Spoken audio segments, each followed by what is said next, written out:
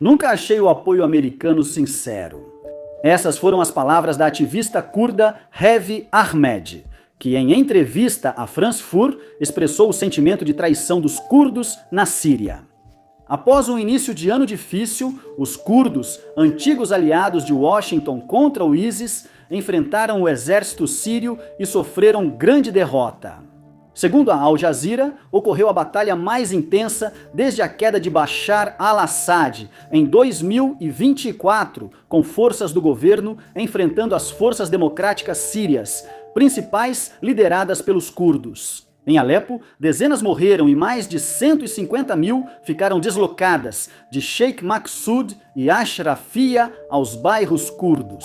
Essas áreas eram autônomas há 10 anos, mas o que veio depois transformou a Síria. Após a vitória, o exército sírio e aliados iniciaram uma grande campanha para sitiar áreas das SDF no norte da Síria, como Raqqa, antiga capital do Estado Islâmico. Em poucos dias, a oposição turca caiu. Em 20 de janeiro, o governo sírio anunciou um cessar-fogo de 14 pontos. Isso faria as SDF entregarem ao governo o controle de áreas estratégicas, como fronteiras e campos de petróleo e gás. O acordo deu aos curdos apenas 4 dias para se integrarem ao exército central. Repito, eles tiveram 4 dias para partir, de combatentes contra o governo sírio a soldados desse próprio governo. Como chegamos a isso? Como os curdos, de aliados dos americanos, sofreram um dos maiores colapsos de campo de batalha recentes? Por que os Estados Unidos não intervieram e o que vem a seguir para a Síria? Antes, vamos seguir com o episódio de hoje, Modéstia à parte. Quem viaja muito sabe a correria com chip de celular, filas, taxas de roaming, quiosques suspeitos ou depender do Wi-Fi gratuito do aeroporto. Você fica na dúvida, principalmente em um país suspeito, devo me conectar nisso? Eu não sei, eu larguei tudo isso e passei a usar Saleh. O patrocinador de hoje, Saleh, é um aplicativo de eSIM que funciona em mais de 190 países. Você instala uma vez e pronto, usei isso pela primeira vez há alguns meses. Eu fui para a África do Sul e já tinha usado um concorrente sem nome do Saleh antes. Era assim, você precisava seguir vários passos estranhos no celular para conectar coisas, eSIMs e tudo isso com o Saleh. Eu pude comparar diretamente com o outro sem nome, porque eles diziam especificamente que nenhuma propaganda mencionava concorrentes. Mas esse aqui é melhor, o Saleh é melhor. Você só entra, aperta um botão, ajusta uma chave e pronto. É ridiculamente fácil, não precisa trocar o chip toda vez que você chega em algum lugar. É simplesmente melhor, só pega, experimenta. Também é muito barato, isso nem está nos pontos principais, mas não é caro. Vale a pena tentar, você só escolhe um plano no aplicativo e já está online. É acessível, confiável e mais prático que comprar chips locais. Ou lidar com o plano internacional da sua operadora, que na minha opinião sempre te prejudica. É tipo, olá, agora você pode conseguir um desconto no seu plano Saleh com o código WARFRONTS em Saleh com WARFRONTS. De novo, é o código WARFRONT, então confere lá. Obrigado a Saleh pelo patrocínio, você também vai gostar quando conhecer. Agora, vamos ao episódio de hoje. Como chegamos aqui? Para entender como chegamos aqui, é preciso citar alguns fatos importantes sobre os curdos. Vivem no norte da Síria há gerações, sendo uma das maiores minorias étnicas em um estado que sempre os marginaliza e nega sua existência. O governo sírio não reconheceu os curdos como grupo étnico, proibiu seu idioma nas escolas e vida pública, e em 1962 retirou a cidadania de mais de 120 mil curdos, tornando-os apátridas. A marginalização influenciou o futuro. Com a Guerra Civil Síria em 2011 e a saída do governo das áreas curdas, os curdos viram uma oportunidade. Milícias curdas avançaram em outras regiões e ocuparam o vácuo deixado pelo governo. Caroline Rowlands, especialista em Oriente Médio, argumentou que Assad retirou suas forças das áreas curdas e concedeu cidadania a 100 mil curdos para mantê-los fora da guerra civil. Independentemente do motivo, o resultado é o mesmo. Milícias curdas acabaram controlando vastas extensões de território, sendo a mais proeminente delas as Unidades de Proteção Popular, também conhecidas por sua sigla em curdo, IGPG. Os curdos criaram Riava, região autônoma no nordeste da Síria. Baseada no confederalismo democrático, ideologia que valoriza descentralização, igualdade de gênero e governança local via democracia direta. Estamos simplificando anos de história, motivações e relações complexas. O principal é isso. A fundação de Riava colocou os curdos em conflito direto, principalmente com a Turquia. Isso porque o IGPG mantinha laços estreitos com o Partido dos Trabalhadores do Kurdistão, o PKK, que trava uma insurgência contra Ankara há décadas. Os laços eram tão fortes que a ideologia de Riava seguia as ideias do líder do PKK, Abdullah Öcalan, preso.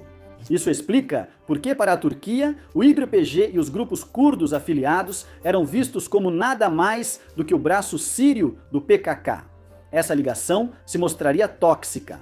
A Turquia afirmou que não aceitaria uma zona autônoma curda em sua fronteira sul, considerando-a ameaça à segurança nacional e possível abrigo para militantes do PKK.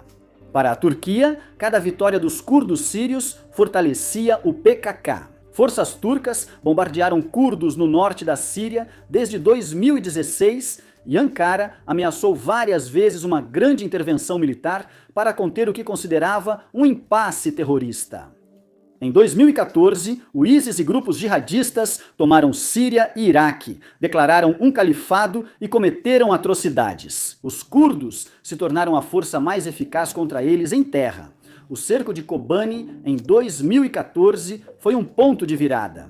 O ISIS cercou a cidade e quase a dominou, mas os curdos resistiram em combate urbano brutal. Os Zemlawa, buscando aliados na Síria, passaram a oferecer apoio aéreo e armas. Em 2015, o IGPG se juntou a outros grupos e criou as SDF.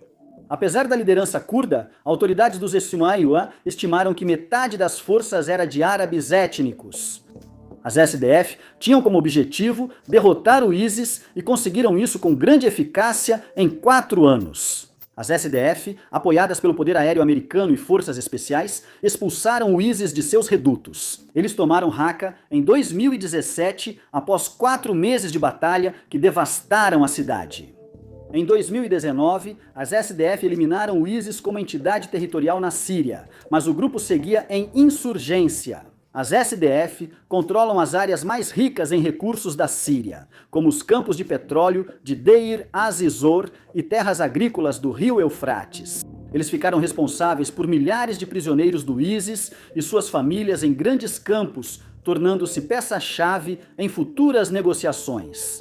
Apesar de combaterem o ISIS, as SDF nunca tiveram apoio total dos Ipos-Priwa. Washington sempre deixou claro que sua relação com os curdos era temporária e baseada em interesses, segundo Andrew Tabler, do Instituto de Washington.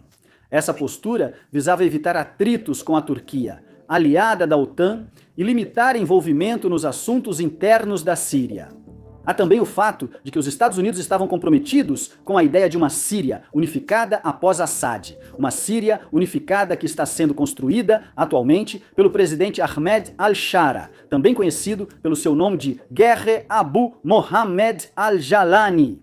Al-Shara rapidamente emergiu como o novo líder da Síria após liderar o Hayat Tahrir. A HTS, uma das principais facções rebeldes, venceu Assad no fim de 2024.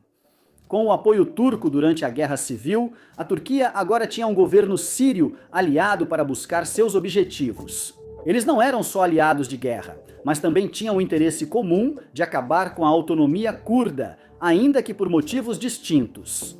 Já mencionamos o principal motivo de Ankara, a segurança nacional. Segundo al-Shara, tratava-se de buscar mais acesso ao petróleo e gás e unificar a liderança do país.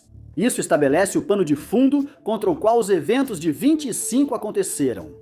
Após confrontos entre forças pró-Turquia e as FDS, al-Shara e o comandante Mazlum Abdi assinaram o acordo de 10 de março com apoio do Zilo Aspregueiro. O acordo estabeleceu cessar-fogo e integração das instituições civis e militares das FDS ao Estado até o fim do ano. 2 pontos importantes. O acordo não detalhou como as FDS seriam integradas ao Exército Nacional. As FDS buscavam integrar o exército sírio como bloco autônomo, mantendo o comando curdo e autonomia organizacional. Damasco queria integração individual, o que acabaria com as FDS como força própria. Nenhum lado cedeu. Além disso, o acordo foi assinado em um dos períodos mais conturbados da Síria pós-Assad. Forças de Al-Shara foram implicadas no massacre de civis alauítas, minoria que era a base de apoio de Assad.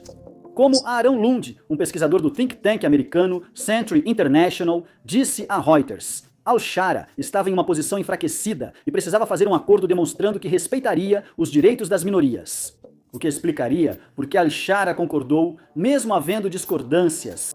Apesar do acordo, FDS e Exército Sírio lutaram por 25 anos, ambos se acusando de violar o cessar-fogo.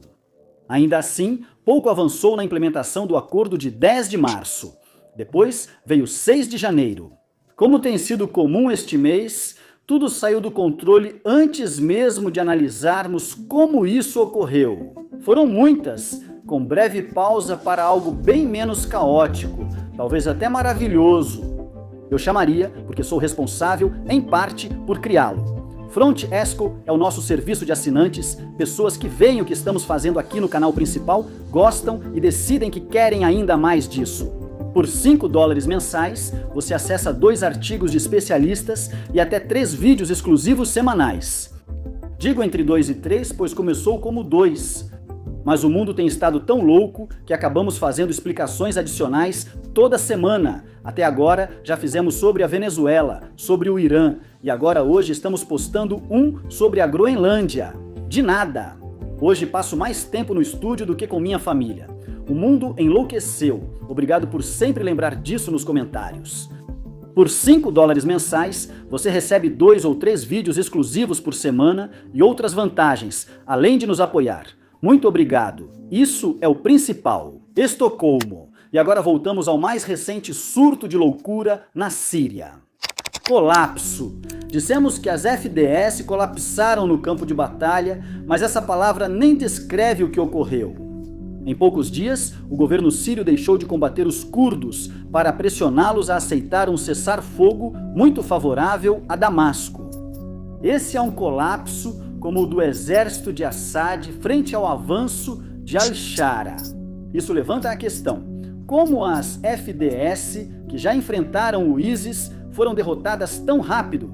Primeiro, a Turquia. Fontes disseram ao Observatório Sírio para os Direitos Humanos que drones turcos Akinsip, usados para reconhecimento e ataque, foram vistos sobrevoando Alepo. Antes do exército sírio atacar, o relatório foi ainda mais corroborado quando combatentes das FDS disseram a Reuters que drones turcos haviam atingido a cidade de Osaka. No entanto, as forças de segurança turcas disseram que o relatório simplesmente não era verdadeiro. A Turquia nega envolvimento direto, mas admite ataques militares contra as FDS. Isso enfraqueceria a ideia de que era só um assunto interno da Síria, podendo atrair críticas internacionais e dificultar a posição diplomática de Ankara na região. Mais importante, a Turquia queria que o governo de Al-Shara parecesse capaz de controlar seu território sem intervenção estrangeira. Uma operação liderada pela Síria simplesmente carrega mais legitimidade do que uma operação turca. No entanto, essa negação não apaga o fato de que vários testemunhos independentes avistaram drones turcos sobre áreas curdas durante a ofensiva. Não muda que a Turquia historicamente usou drones contra curdos. Então, tudo isso considerado em conjunto parece indicar, no mínimo, que a Turquia teve um papel no campo de batalha nessa missão. Segundo, os EUA. Como vimos antes, Washington via sua aliança com os curdos apenas como algo temporário para combater o ISIS. Quando a ameaça acabasse, o relacionamento terminaria. Tom Barak, enviado dos ILO para a Síria, afirmou que o papel das FDS no país já tinha, em grande parte, expirado. Após a derrota do ISIS, o governo sírio estava pronto para reassumir a segurança. Esse pensamento levou Washington a autorizar a missão após o governo sírio informá-los, segundo a Reuters. Em reuniões de alto nível em Damasco, Paris e Iraque, no início do mês, o governo sírio conseguiu apoio de Israel, antes acusado de apoiar as SDF. É provável que esse seja o motivo pelo qual os Zimas Perseguá não intervieram nos ataques. Eles trocaram a parceria com os curdos para trabalhar com Al-Shara, considerado parceiro de longo prazo mais desejado. Ou pelo menos alguém em uma posição melhor para manter a Síria unida. Mas, embora atores internacionais definitivamente tenham tido um papel na derrota dos curdos, o golpe mais devastador veio de dentro. Os parceiros tribais árabes das FDS, que eram metade da força de combate, deixaram os curdos em várias cidades. Lutadores árabes desertaram para o governo sírio ou abandonaram seus postos. Líderes tribais árabes em áreas das FDS afirmaram a Reuters que lutariam contra os curdos se Damasco ordenasse. A CNN disse que com o avanço das forças sírias, residentes árabes as receberam como libertadoras, destruíram estátuas de curdos e festejaram nas ruas. Mohamed Khalloussi, morador de Tabikar, disse a Reuters que a população aguardava o exército para acabar com a gangue curda que todos reclamavam. Esse abandono em massa por parte de seus aliados árabes refletiu o ressentimento profundo que vinha se acumulando contra os curdos há anos. Faris Warhan, professor da Universidade de Princeton, registrou esse ressentimento em artigo na New Lines, ligando-o a problemas estruturais, com a forma como as FDS governavam áreas de maioria árabe. Enquanto a administração curda seguia oficialmente o confederalismo democrático, o poder real era monopolizado por operativos treinados pelo PKK, conhecidos como Kadrus. Esses oficiais, frequentemente estrangeiros da Turquia e do Iraque, formavam uma autoridade paralela que anulava conselhos locais e comandantes militares. Em Deir al-Zor, líderes tribais árabes tinham títulos, mas pouca autoridade real, controle de segurança ou receita do petróleo. Duas questões locais seguiram sob controle dos Kadrus, resultando no que Zuiran chamou de calma forçada, não de verdadeiro consentimento. Os árabes viam a administração apenas como outro governo de minoria, gerando corrupção e marginalização. Quando todos esses fatores são considerados juntos, eles pintam o retrato de uma força de combate que havia perdido todos os seus pilares. Ela lutava desesperadamente contra a gravidade para não cair por terra. Nenhuma milícia sobrevive sem o apoio de seu principal aliado, mesmo sendo experiente. Uma potência regional oferece inteligência e armas ao inimigo e metade de suas tropas deserta. Nenhuma milícia, por mais experiente em combate que seja, pode sobreviver quando seu principal apoiador a abandona. Uma potência regional fornece inteligência e poder de fogo ao inimigo e metade de sua força de combate deserta para o outro lado. Portanto, não deveria ser surpresa que os curdos tenham colapsado. A maior surpresa é: por que isso não aconteceu antes? O que vem a seguir? Isso nos leva à última pergunta. O que vem a seguir para a Síria? Vamos começar com o elefante armado na sala. A SDF estava guardando aproximadamente 10 mil combatentes do ISIS em campos de detenção e prisões no nordeste da Síria quando a SDF colapsou. A segurança nesses locais também entrou em colapso. O Ministério do Interior da Síria informa que cerca de 120 detentos do ISIS fugiram da prisão de Shaddad durante combates. Autoridades do Zimailio discordam do número de recapturados e afirmam que 200 combatentes do ISIS fugiram. Apesar da pequena diferença, cerca de 180 combatentes, número informado por Damasco, isso expõe o problema da transferência de prisioneiros do ISIS e centros de detenção ao governo sírio. Damasco não tem infraestrutura, pessoal ou conhecimento para manter a segurança dessas instalações como as forças democráticas sírias faziam. Por isso, autoridades do Zelazelo decidiram transferir prisioneiros do ISIS da Síria para o Iraque. Estimam que até 7 mil detentos possam ir para instalações iraquianas. Charles Lister, pesquisador sênior do Instituto do Oriente Médio em Washington, disse ao The National que a transferência de prisioneiros ao Iraque mostra que os Essuma não confiam no cessar-fogo entre Damasco e as forças democráticas sírias. Segundo a jornalista Tanja Goldzosian, no Le Monde Diplomatique, os curdos perderam a esperança de uma região sírio-curda autônoma. A esperança deu lugar à sensação de traição pela rapidez com que os americanos os abandonaram após anos de luta conjunta. Além da decepção, os curdos também sentem medo, pois a violência em Alepo mostrou como o governo de al-Shara trata quem resiste à integração. O Observatório Sírio para os Direitos Humanos informou que 4 jovens curdos foram executados em Raqqa e no distrito de Ashrafai, em Alepo, por membros de tribos aliados ao governo. 2 funcionários do hospital foram executados quando o governo entrou no bairro. Não só curdos sentem esse medo. Como citado antes, o governo sírio foi envolvido no massacre brutal de civis alauítas, outra minoria do país. Esse padrão gera dúvidas sobre que Síria al-Shara constrói. Damasco prometeu respeitar direitos das minorias e criar um Estado inclusivo, reconhecendo direitos culturais e linguísticos dos turcos. Há uma diferença clara entre as ações e a retórica do governo que pode aumentar ainda mais. Se as comunidades minoritárias da Síria não se sentirem seguras em seu próprio país, então parecerá que a Síria apenas trocou um ditador por outro.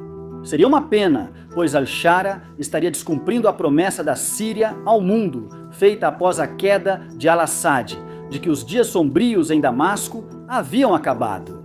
Em entrevista ao War Fronts, Tamaradze Fakouri, professor de política internacional na Fletcher School da Tufts, afirmou isso. A postura do governo diante dos curdos, após o acordo de paz, indicaria sua abordagem geral às minorias na Síria pós-guerra. Isso pode estimular a esperança em um Estado unificado para todos, ou reacender o medo de autoritarismo. Esperamos, pelo bem do povo sírio, que este seja só um começo difícil. Com o tempo, al-Shara mostrará que sua visão de unidade não exige mais sangue. Obrigado por assistir.